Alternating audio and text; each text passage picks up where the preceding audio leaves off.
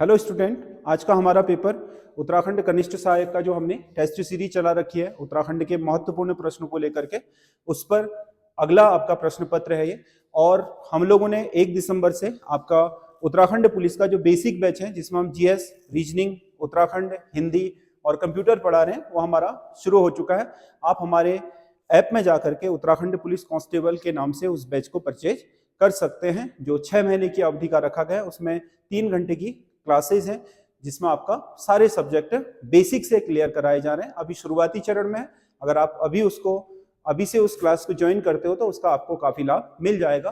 किस तरीके से इन प्रश्नों को या जो महत्वपूर्ण आपकी जटिलताएं हैं जो कॉमन सेंस से सॉल्व किए जाते हैं वो तभी आपको आ सकते हैं जब आप बढ़िया तरीके से एक बार बेसिक की तैयारी करें या बेसिक कॉन्सेप्ट को क्लियर कर लें। तो अगर आप चाहें तो उस बैच से आप जुड़ सकते हैं। उत्तराखंड पुलिस कांस्टेबल स्पेशल करके बैच है, क्योंकि उसमें 2 दिखेंगे आपको। एक तो उत्तराखंड पुलिस दरोगा वाला है, वो मत लीजिएगा। अगर आपको लेना होगा तो उत्तराखंड पुलिस कांस्टेबल वाला लीजिए, वो आपका ये वाला बैच है जो शुरू हो चुका है। इसमें आपको रिकॉर्डेड क्लास भी मिल जाएंगी, लाइव क्लास भी मिल जाएंगी और साथ ही साथ आपका उसमें जो टेस्ट सीरीज वगैरह है वो भी उसी बैच में सारी की सारी उपलब्ध हो जाएंगी। तो इसमें पहला क्वेश्चन है, उत्तराखंड की 5वीं विधानसभा के विषय में कौन सा कथन सत्य है। उत्तराखंड की जो वर्तमान विधानसभा चल रही है 5वीं 2022 से जो 27 तक चलेगी, उस विधानसभा में कौन से कथन सत्य कह रहा है। इस विधानसभा में अब तक की सबसे अधिक 8 विधायक हैं, बिल्कुल सही है। 7 हो गई थी सैला रानी रावत की मृत्यु के बाद, फिर उनकी जगह पर वहां से महिला प्रत्याशी ही जीत करके आ गई हैं, तो भी आपके 8 ही हैं। आज तक का सबसे हाईएस्ट आपका विधानसभा में 70 में से 8 महिलाओं का प्रतिनिधित्व है। इस विधानसभा में पहली बार महिला अध्यक्ष चुनी गई है, बिल्कुल सही है, रितु खंडूरी। इसमें आपका पहली बार महिला विधानसभा अध्यक्ष बनी है। पहली बार इस विधानसभा में 1 से अधिक महिला मंत्री एक ही है, 1 से अधिक नहीं है, तो ये गलत है। केवल एक ही है, रेखा आर्य, आपको पता है। इनके पास आपके महिला एवं बाल विकास के अलावा अन्य युवा कल्याण वगैरह अन्य विभाग भी हैं। तो कुल मिलाकर के इसमें से 1 और 2 सही है बस।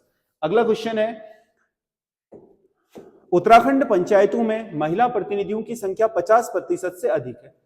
उत्तराखंड के जो आपके पंचायतें हैं, चाहे वो त्रिस्तरीय पंचायत में जिला पंचायत हो, क्षेत्र पंचायत हो या फिर ग्राम पंचायत, तीनों में ही महिला प्रतिनिधियों की संख्या 50% से अधिक है। क्योंकि 50 तो कंपलसरी है, 50% आरक्षण है उत्तराखंड में, क्योंकि वो तो सीट ही महिला आएगी। उसके अलावा कई जगहों पर महिला खुद से भी आपके जनरल में भी आपके जीत करके आ जाती है, तो 50% से अधिक है। तो कथन ए सत्य है। उत्तराखंड पंचायती राज में महिलाओं को 50% आरक्षण है, 2008 से दे दिया गया था, ये भी सत्य है। और यही इसका क्या है, स्पष्टीकरण भी है, क्योंकि ये इसलिए है क्योंकि ये है, कहने का मतलब है 50% आरक्षण है, इसलिए 50% से ज्यादा सीटें महिलाओं की है। तो ए और आर दोनों सही है, आर ए की सही व्याख्या भी करता है, तो ये सही आंसर होगा। अगला क्वेश्चन है, कत्यूर काल के विषय में कौन सा कथन सत्य नहीं है। कत्यूर क्षेत्रपाल, कत्यूर कृषि उन्नति हेतु जिम्मेदार अधिकारी होता था, बिल्कुल सही है। उपचारिक, भू अभिलेख, जो कृषि से संबंधित भूमि के अभिलेख होते थे उनकी जानकारी या उनको व्यवस्थित रखने वाला व्यक्ति था।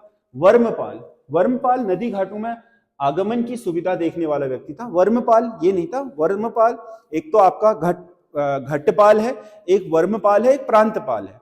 इन तीनों में से जो आपका घटपाल है उसका काम ये था। जो वर्मपाल है इसका काम था कि जो सीमाओं में आने जाने वाले लोग हैं, यानी कि राज्य की सीमा से अंदर आने वाले और बाहर जाने वाले लोगों पर नजर रखना, ये वर्मपाल का काम होता था, तो ये सही है। खंडपति वन एवं खनिजों का रक्षण अधिकारी होता था, ये भी सही है। तो ये वाला गलत है, इसका आंसर सी होगा। अगला क्वेश्चन है, निम्नलिखित को सुमेलित कीजिए। इसमें आपके 4 युद्ध दिए हैं, कौन सा युद्ध किसने लड़ा इसको लेकर के है ये। तो आप इसमें कूटबद्ध करना है। भिंगाड़ी का युद्ध आपका फतेहपति शाह ने लड़ा था सिख गुरु से। हवलबाग का युद्ध लंगूरगढ़ का प्रद्युम्न शाह ने गोरखों के साथ लड़ा था। हवलबाग का महेंद्र चंद ने लड़ा था। और ग्वालदम का, लंगूरगढ़ का भी गोरखों के साथ था और हवलबाग का भी आपका गोरखों के साथ ही है महेंद्र चंद्र का। और ये जो ग्वालदम का युद्ध है ये रुद्रचंद ने लड़ा था गढ़वाल के शासक से। इसके अलावा इसमें कत्यूर भी थे, मतलब 3 पक्षीय युद्ध था। तो इसका सही आंसर होगा ए का 3, बी का 4, ए का 3, बी का 4, सी का 2। ए का 3, बी का 4, सी का 2, डी का 1।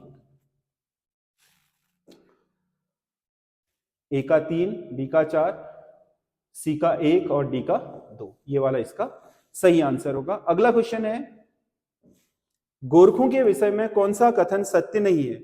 गोरखों का पहला सूबा जोगा मल्ल शाह था, बिल्कुल सही आंसर है। जोगा मल्ल शाह को पहला सूबा बनाया गया था। ब्राह्मणों पर कुसही नामक कर बमशाह ने लगाया था, ये भी सही आंसर है।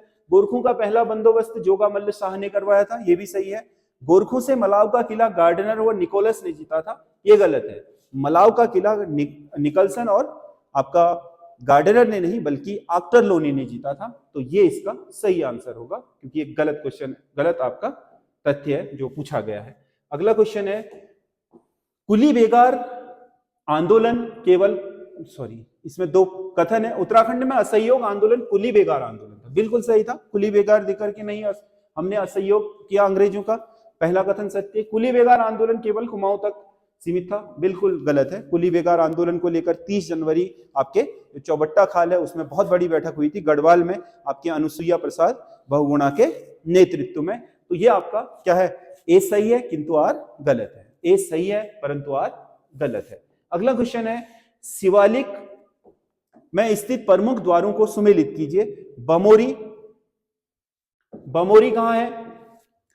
बमोरी आपका नैनीताल में है, तिमली देहरादून में है, द्वार कोट कोटद्वार में है और ब्रह्मदेव चंपावत में। तो ए का 3, बी का 4, सी का 2, डी का 1, 3 4 2 1।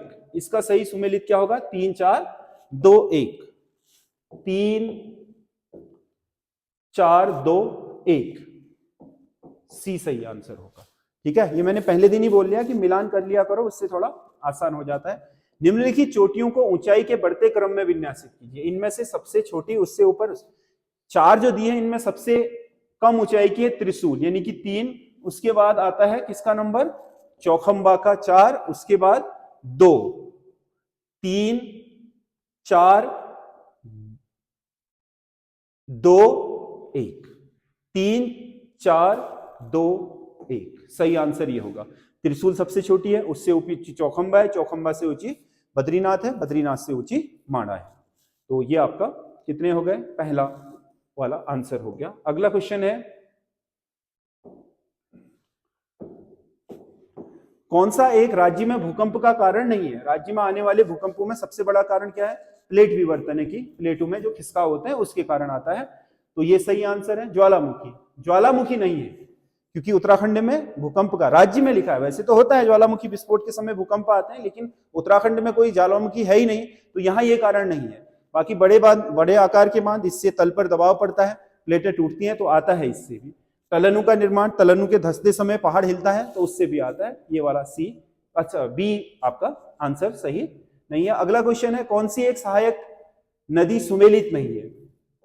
निरकुट कुठियांती की सहायक है, बिल्कुल सही है। लिस्सर धौलीगंगा पूर्व की सहायक है, बिल्कुल सही है। भुजपत्री गाड़ सरयू नहीं, भुजपत्री गाड़ पूर्वी रामगंगा की है, ये भी पूर्वी राम गंगा की सहायक है, तो ये इसका सही आंसर हो गया। बेरलगाड़ भी पूर्वी रामगंगा की है, तो सी इसका सही आंसर होगा। अगला क्वेश्चन है, वनों के संबंध में कौन सा कथन सत्य है? सबसे कम रिकॉर्डेड वन उधम सिंह नगर में है।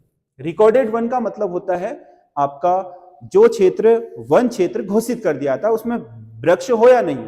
अब इसलिए रिकॉर्डेड वन तो हमारे यहाँ कितने हैं? 71%, लेकिन वास्तविक रूप में वन केवल हमारे यहाँ 48% के करीब है।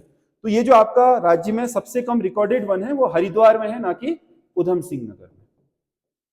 राज्य में सबसे कम 1% वाला जिला उधम सिंह नगर है, ये बिल्कुल सही है। 1% में सबसे कम वन का प्रतिशत उधम सिंह नगर में। अपने क्षेत्रफल के अनुपात में सबसे ज्यादा 1% नैनीताल में, सबसे कम उधम सिंह नगर में है, ये सही आंसर है। राज्य में सर्वाधिक वन क्षेत्रफल पौड़ी में है, ये भी सही है। क्षेत्रफल की दृष्टि से सबसे ज्यादा वन आपके पौड़ी में है और सबसे कम वन है आपके उधम सिंह नगर में, क्षेत्रफल में भी। तो 2 व 3 सही है। अगला क्वेश्चन है, निम्नलिखित औषधीय पौधों का उपयोग, निम्नलिखित में से किस औषधीय पौधे का उपयोग सर्प विष, मतलब सांप ने काट लिया तो उसका विष उतारने में किसका किया जाता है? तो ये मरोड़ फली से आपका सर्प विष उतारने का काम किया जाता है उत्तराखंड में। अगला क्वेश्चन है, उत्तराखंड में बाड़ी नामक एक पारंपरिक व्यंजन है, बाड़ी बनाया जाता है, बाड़ी बोलते हैं। ठीक है, थोड़ा आपकी क्या होता है, आटे को आपका पानी में गीला करके उससे सीधे तवे में घी में या फिर आपका थोड़ा मीठा डाल करके बनाई जाती है बाड़ी। तो उत्तराखंड में बाड़ी एक पारंपरिक व्यंजन है, बिल्कुल सही है। बाड़ी चावल के आटे की बनाई जाती है, गलत है, चावल की नहीं। बाड़ी मूल रूप से मडवे के आटे का व्यंजन है। तो ए तो सही है किंतु आर गलत है। ए सही है किंतु आर गलत है। जब आर गलत ही हो गया तो व्याख्या करने का तो सवाल ही पैदा नहीं होता। अगला क्वेश्चन है, कौन सा एक कथन असत्य है? सर्वाधिक महिला साक्षरता देहरादून में है, बिल्कुल सही है। सर्वाधिक पुरुष साक्षरता देहरादून नहीं, पुरुष साक्षरता में पहले नंबर पर कौन है? रुद्रप्रयाग। तो यही गलत हो गया है, तो यही इसका सही आंसर हो गया। सबसे कम महिला साक्षरता उत्तरकाशी में है, बिल्कुल सही है। सबसे कम औसत साक्षरता उधम सिंह नगर में, ये भी बिल्कुल सही है। अगला क्वेश्चन है, नीति और माणा में रहने वाले भोटिया कहलाते हैं। नीति और माणा में जो भोटिया रहते हैं उन्हें रंगपा भी कहा जाता है। क्या बोलते हैं नीति और माणा के भोटियाओं को? रंगपा। ये आपका सही आंसर है। कौन सा एक सही सुमेलित नहीं है? ढकरानी परियोजना, टोंस नदी, बिल्कुल सही आंसर है।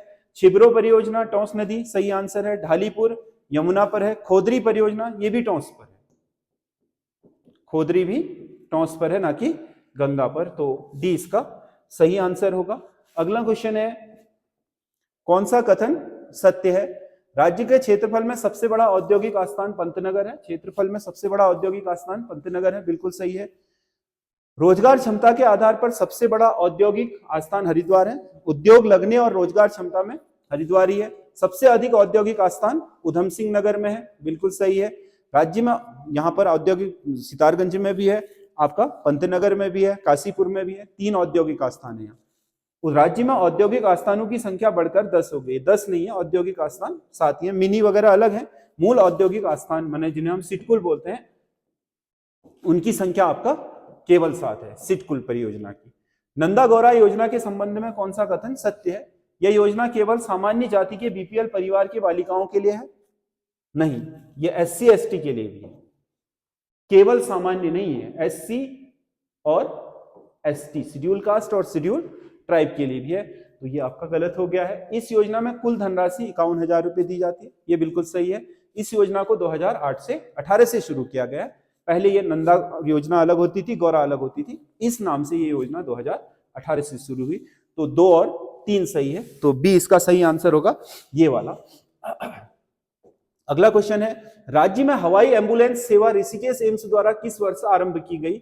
ऋषिकेश एम्स ने हवाई एम्बुलेंस सेवा शुरू किया अप्रैल 2023 से। ड्रोन आधारित चिकित्सा भी इसी ने शुरू करी है। और आपका हवाई एम्बुलेंस मतलब कहीं इमरजेंसी हो गई पहाड़ों दुर्गम क्षेत्र में, तो आपका जो एम्बुलेंस होती है वो कार की जगह, बस की जगह आपका कौन सी होगी?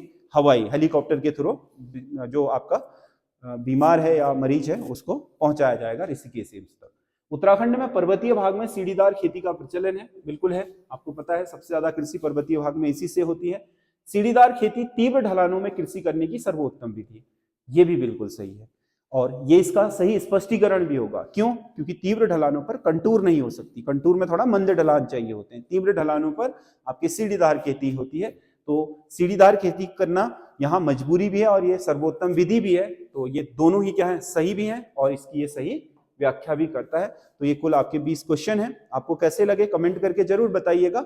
और जो आपके इससे सीरीज हमने चला रखी है, 4था प्रश्न पत्र है। अगर आप पहली बार जुड़ रहे हैं तो पीछे आप जो हमने डाल रखे हैं क्वेश्चन पेपर, उनको भी आप देख सकते हैं। और इसके अलावा ये जो प्रैक्टिस सेट है मैं आपके लिए मतलब इस तरीके से बना करके ला रहा हूं कि इससे आपको अनुभव आए कि उत्तराखंड में लोग जो यूके ट्रिपल एससी है वो किस तरीके से क्वेश्चनों का फॉर्मेट तैयार कर रहा है। वो प्रैक्टिस के लिए है और इससे आपका जो जानकारी है किसी टॉपिक को कैसे पढ़ना है उस लेवल को बढ़ाने में आपकी बहुत मदद कर सकता है। इसलिए हम इस फॉर्मेट में बना करके ला रहे हैं। इसमें मैं हिंदी भी बना के लाऊंगा जो उत्तराखंड में आपका यूके ट्रिपल एससी पूछ रहा है। और 100 नंबर का क्वेश्चन पेपर भी ला रहा हूं, क्योंकि 100 नंबर का क्वेश्चन पेपर बनाने में समय लगता है, तो हम उसमें पेपर बना रहे हैं। तो वो भी मैं आपके यूट्यूब पर लेकर के आऊंगा 100 नंबर का पूरा फॉर्मेट पर। अभी मैं उत्तराखंड जीएस और हिंदी के पर्टिकुलर अलग अलग सेट बना करके ला रहा हूं। तो आप इससे जुड़े रहिए और अधिक से अधिक इसको कमेंट करिए और हो सके तो इसको शेयर भी करिएगा। इससे बड़ा आपका क्या हमारे लिए काम करना थोड़ा आसान होता है, उत्साहवर्धन भी हो जाता है। और आपके कमेंटों से हमें जो सुझाव मिलते हैं उनसे हमें काम करने में और अपने जो चीजें हैं उनमें सुधार करने में बड़ी आसानी होती है। तो इसलिए आप वीडियो देखने के बाद कमेंट जरूर करिएगा। और हाँ, जो भी हमारे नए बैच के साथ जुड़ना चाहते हैं ऑनलाइन या ऑफलाइन, ऑफलाइन मतलब हमारी जो क्लास बैच है उसमें, अगर कोई नजदीक में है, जो दूर से है ऑफलाइन है, तो वो ऐप के थ्रू एसएस स्टडी का जो ऐप है हमारे चैनल के डिस्क्रिप्शन में उसका लिंक मिल जाएगा, वहां से जाकर के वहां से उसको परचेज कर सकते हो। वो कंप्लीट कोर्स है 6 महीने का। आपके वो ये आपका कनिष्ठ सहायक में भी उसका पूरा सिलेबस कवर हो जाएगा, उत्तराखंड पुलिस के लिए भी, वन आरक्षी के लिए भी, और आपका जो बंदी रक्षक या बीपीडीओ वगैरह या सीचपाल वगैरह है, इन सब के लिए उसका उसमें सफिशिएंट आपका कोर्स या जो आपके मटेरियल है स्टडी वो आपको मिल जाएगा, तो उसे आप ज्वाइन कर सकते हैं। धन्यवाद।